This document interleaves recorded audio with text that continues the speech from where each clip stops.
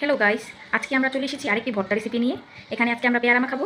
এখানে পেয়ারা দুইটা নিয়েছি, সাথে নিয়েছি লেবু পাতা, শুকনা মরিচ, তেঁতুল, চিনি এবং লবণ। আমার সাথে আজকে হচ্ছে আমার ছোট ভাই। এখানে পেয়ারাটাকে কেটে নিলাম, ধুয়ে ভালো করে পেয়ারাটাকে চিকন চিকন করে কেটে নিলাম। চিকন করে কাটলাম তার কারণ হচ্ছে যাতে পেয়ারাটাকে মাখলে একটু মাখো হয়। আর যদি গোল গোল করে কাটি তাহলে মানে ভালো লাগবে না, ভিতরে কোনো মশলা যাবে না। মশলা বলতে এই যে এই ইনগ্রিডিয়েন্টগুলো।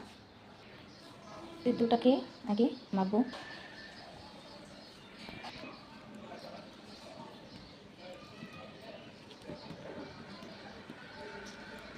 তেঁতুলটাকে আগে জল দিয়ে ভিজানোর দরকার ছিল।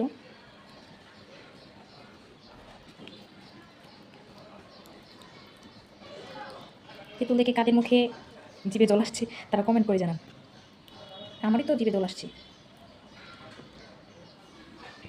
এখন শুকনো মরিচটাকে চটকে নিব, তারপরে নিব লবণ,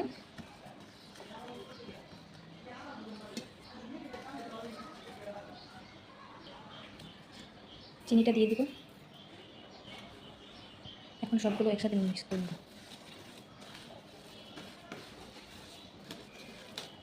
আসলে এটা একটা তেঁতুলের আচারের মতন হয়ে গেল, এটাও খেতে মজা লাগবে। এখন পেয়ারাটাকে দিয়ে দিব, লেবু পাতাটা ছিঁড়ে নিব।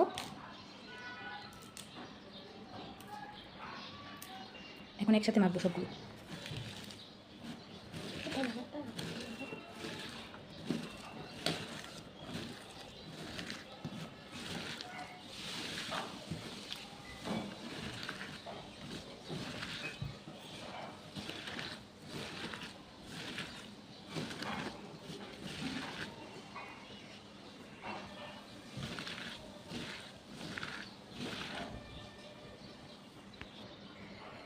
Here is the final look of পেয়ারা মাখা।